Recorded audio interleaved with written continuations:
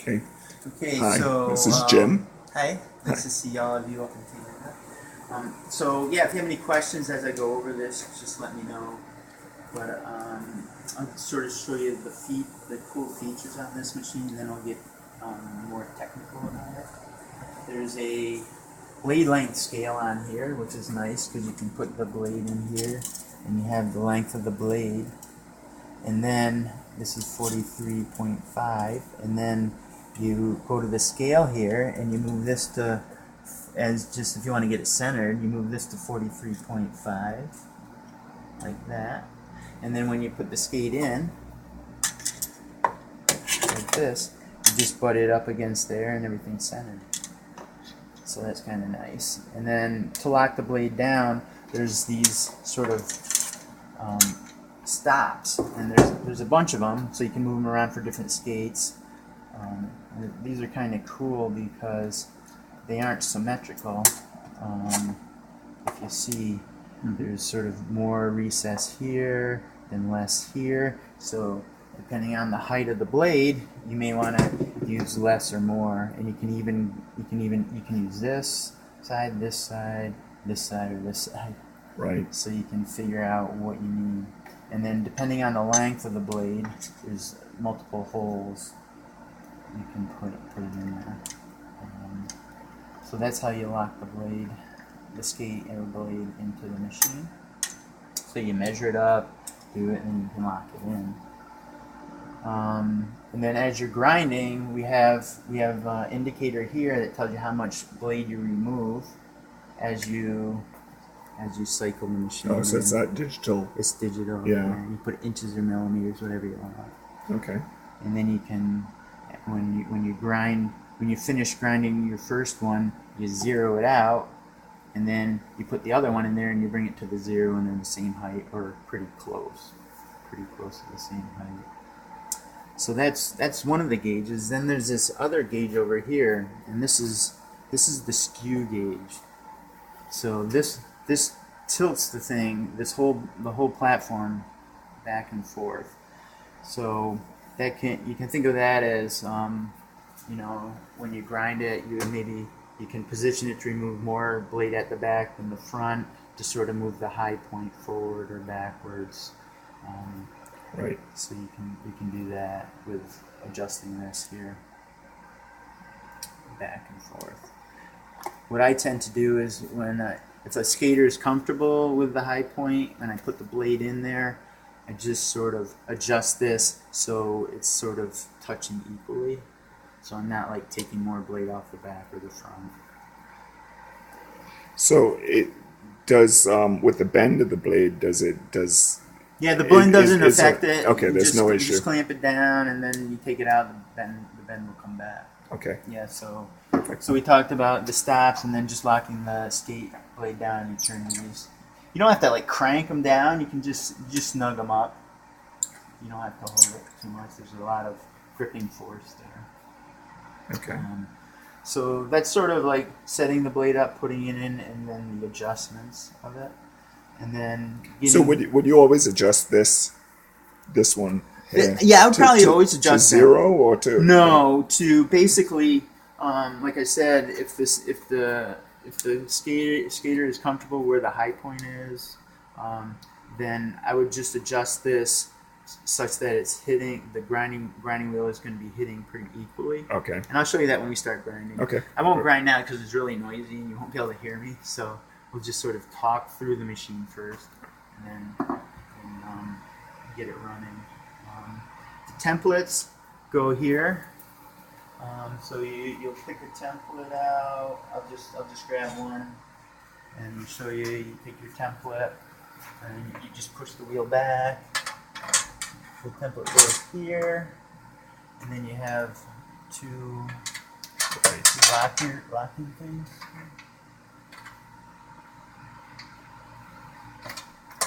Just goes like that. And the flat part's always on the bottom. Yeah. Right. Yeah.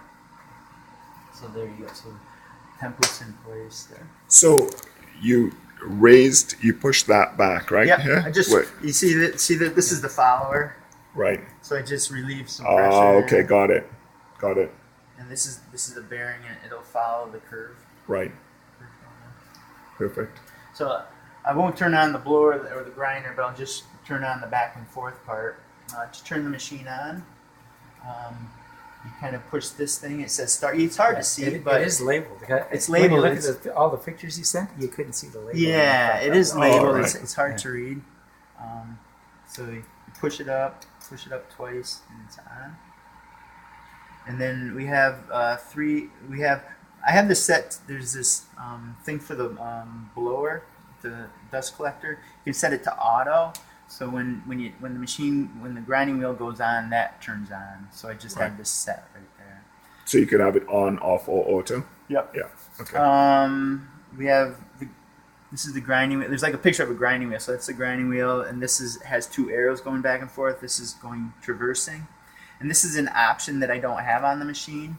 This is like an auto finish thing. Basically, you could set it to a timer, and it would, once you get to the end, it would just sort of go back and forth for like 5 or 10 minutes, and then it would automatically shut off. I find I really didn't need that, so it's just available, but it's not usable because the mechanisms aren't there. It's not there. So to traverse the wheel, I just make sure it's clear, and I'm going to turn this on, and this is basically the grinding motion, going back and forth. And you can see how it follows the template. Right. And that speed isn't adjustable. That's just a fixed speed. So that is the speed of the grinding always, right? Yeah. Okay. And then over on this side, you can see sort of how it works. It's a chain-driven mechanism. Right. And this right here, on this part of the machine, you can tighten the chain. If the chain, after you use it a while, it gets loose, you can loosen these up and then tighten the chain up. Okay. I've only tightened it up once in all the years I've had, so maybe every couple of years, me want to check it out. Okay. So I guess the idea is this length is the same as this length. Yeah. Right? Yeah. Okay. Because it's not in the same orientation as the. Yeah, it's like a little offset. Yeah. Makes sense. Does that make sense to you, Ray? Yes. Okay, good. So the template and then the motion of it. We'll show you another feature. This is a diamond that's used to dress the wheel. As you grind it, the wheel will get flat, so you can dress the wheel. And they had a thing that I used it once, and I didn't think it worked that well. So I'll show you. This is a thing you can flip down, and it's called the wheel dressing. Okay. And let me see.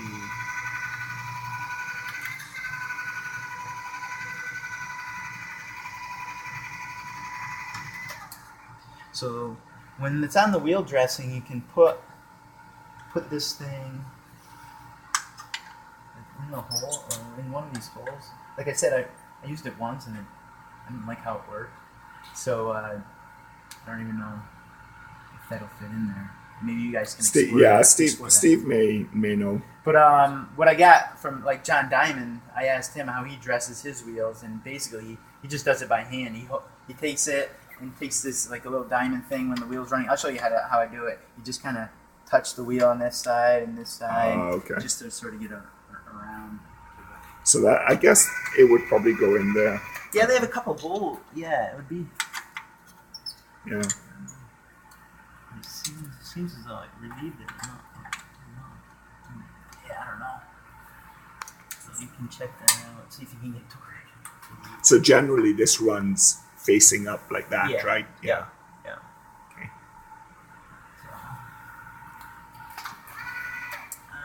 Let's see. I think that's it. There's all the connections here. They're pretty self-explanatory.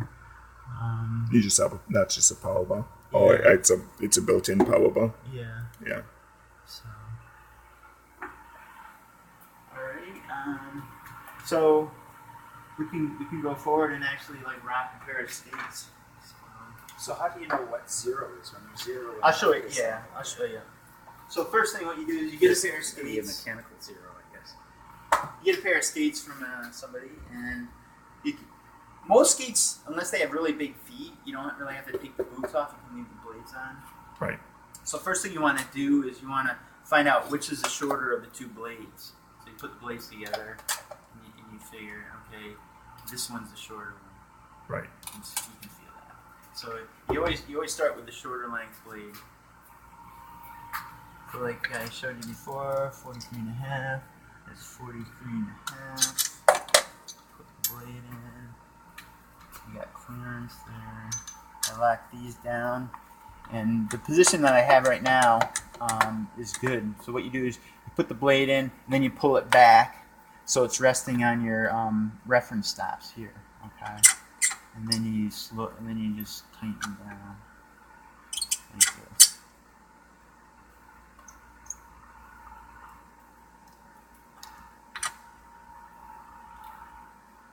So once you've done that, there's no movement in the blade, right? Right. Yeah. Yeah. You just tighten it down. So pull it back. Yeah. So there's lockdown. So I get an idea of how thick that is. And then you just back it up so you got clearance between the grinding wheel and the blade right now. Okay. They had this option that I showed you how I referenced it. They have this one where you can push this. I've actually tightened the blade down. It doesn't go. I'll show you that afterwards. But that's a thing that would fold out, and you can push it up against the blade and then pull it back out. But this is just as acceptable. Once it's touching there, Yeah, that's it's fine. Yeah. okay. So these are my primary locks, and then sometimes what I do is I'll take these other ones and just sort of snug them up, maybe not as tight, but just sort of maybe provide a little more Right, just to keep anti-vibration or whatever to the blade. Right. You can do that. So there's 1, 2, 3, 4 locks on the blade. Yeah. Or potentially. Yeah. Okay. So then, what I want to do now is I want to sort of visually check the grinding wheel against the blade to see if it's in good position. Okay.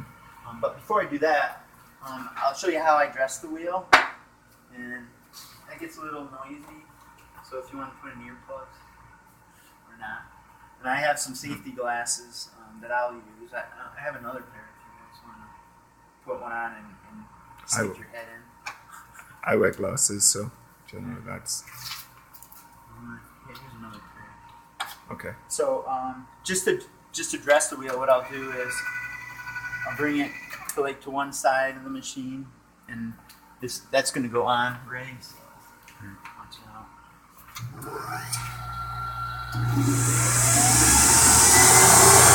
So to dress the wheel, I'll just take this and go like this.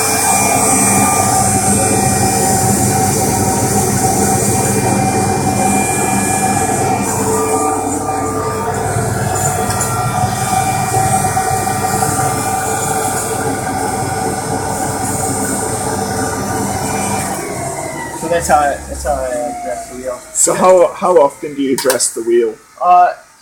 You don't have to do it that much. One of the things is when you're grinding along the length of the blade, you like to see the sparks only in the center of the wheel. If they start moving around, you need to dress it. But you don't have to do it that often. Like I would say maybe every 10 or 20. Got it. Okay. So what I'll do right now is just turn on the back and forth, and then I'll move the skate close to the grinding wheel, and just sort of get a visual check on the skew.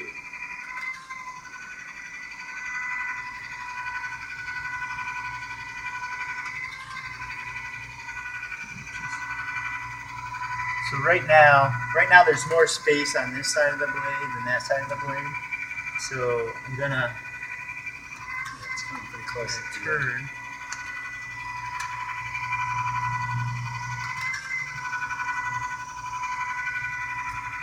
Oh, one thing here is I have to loosen up these two This is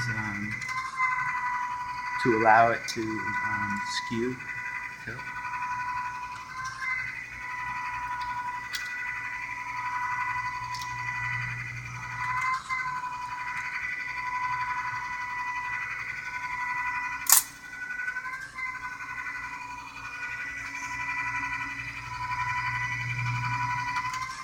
So you would never want that to touch the blade without the wheel Right. spinning, right? Spinning, yeah. That would be bad. It wouldn't be a catastrophe. It would be like, oh shoot. Because you could damage your blade that way. Or the wheel. Or the wheel, yeah. More likely the wheel. So that looks pretty good in terms of it's about even. So now what I'm going to do is I'm going to turn the grinding wheel on, bring it closer, and just to see if it is, and maybe I can fine tune it a little bit more. Okay, so it's going to get noisy. That's okay.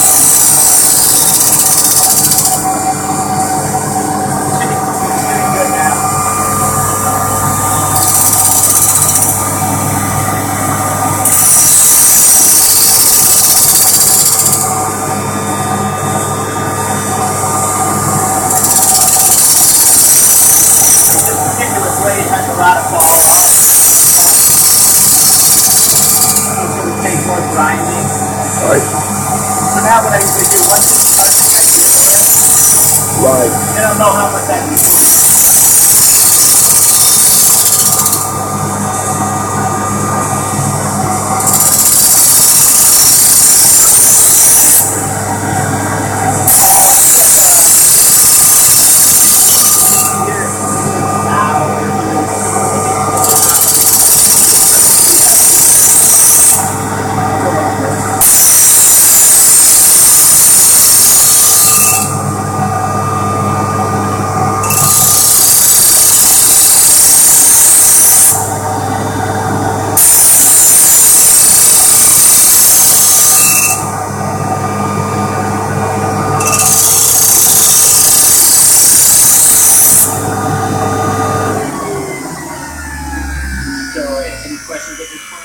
Yeah, so it wasn't touching at the very end here, it wasn't right? touching at the very end.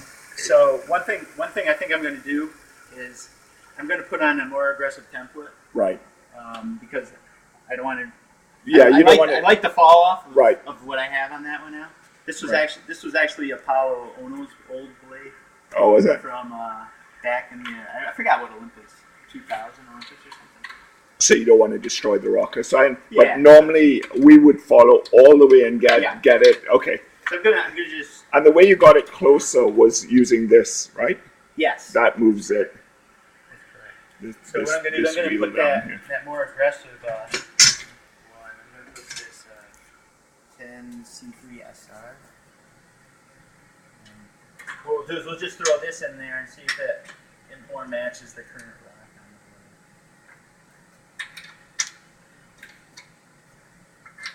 So when you change that, you should probably just repeat the procedure. Yeah, pretty much. Like I'm going to back this off, like this. And then I'm going to turn on the back and forth.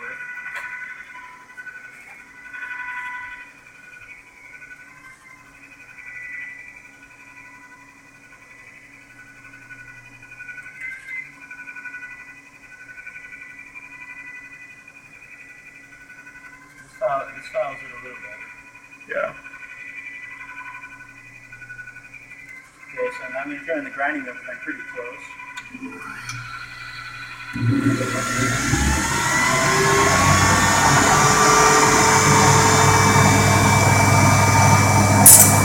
just hit there, and I didn't quite hit there. I'm going to adjust the speed.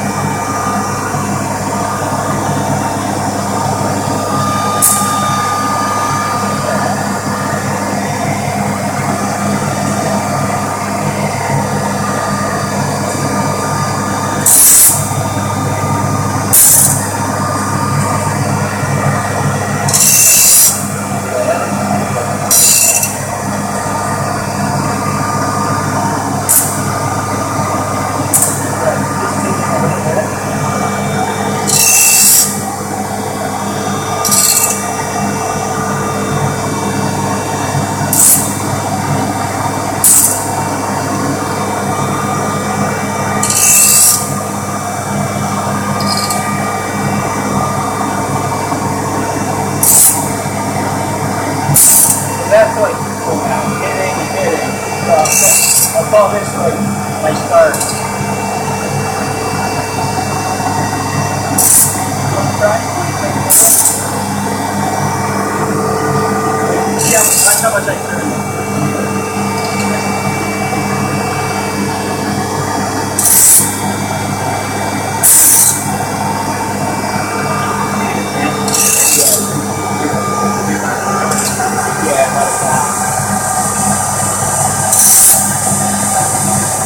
That's more. So that's like 5 now.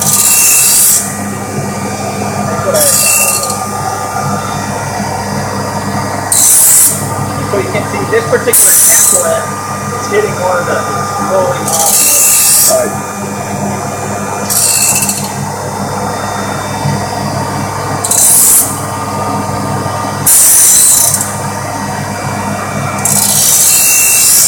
So I got about this much. That would be. I got about this much not touching. Right.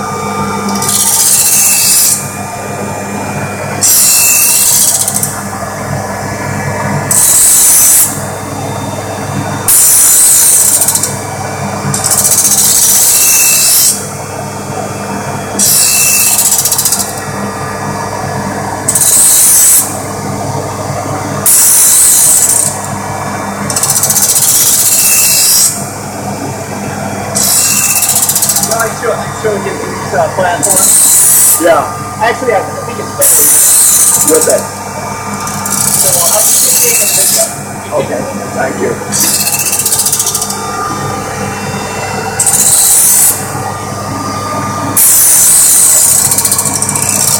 So there it's touching the whole blade right now. So I'll let it do a couple passes, and I'll call it 0.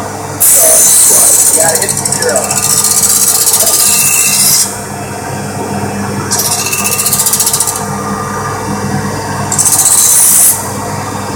When the wheel moves this way,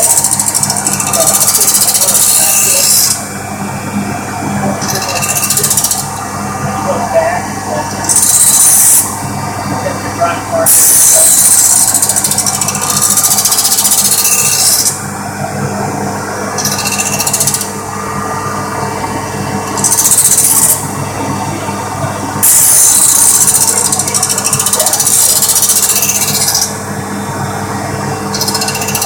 So now I'm going to turn off the back and forth.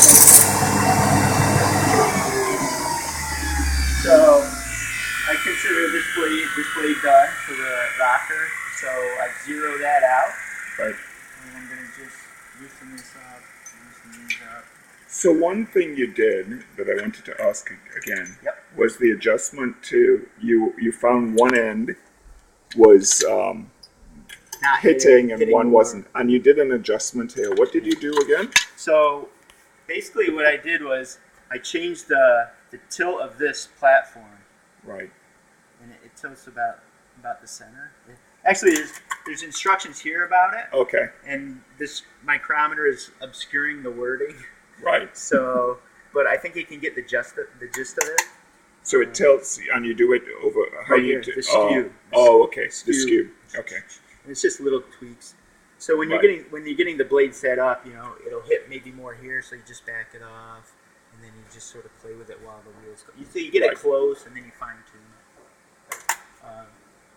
this my landlord. Oh, okay. This is the spot for the dresser.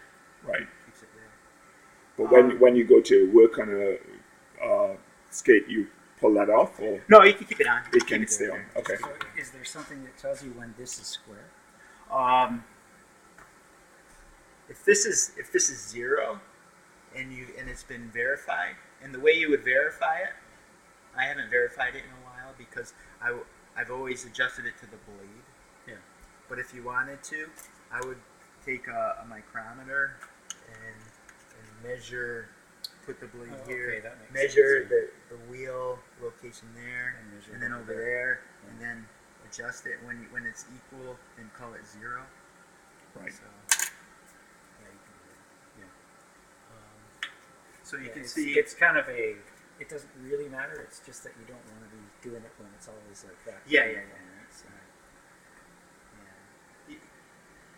You really can't mess up a blade, okay? unless you got one of your 6-year-olds running this thing. Famous last words. First of all, it's a slow-moving machine, so. Right. Yeah. So the grind on it, it's rough. So it's nice if you get an initial rough wheel, and then hand grind with stone. A stone. Yeah. Just take the high points off of it, and then usually you don't. When you take it from here and you grind it, you don't really mess it up. You can't really mess it up. So on the jig, is it going to be like 10 strokes of a stone, or is it 25? I would say more like maybe a minute, 30 seconds to a minute. Okay. Something like that. Okay. The other thing I have is I usually do for each skate is to take a dime or a penny or whatever, Round off the. and then just verify that you have a nice radius on it. So you do that.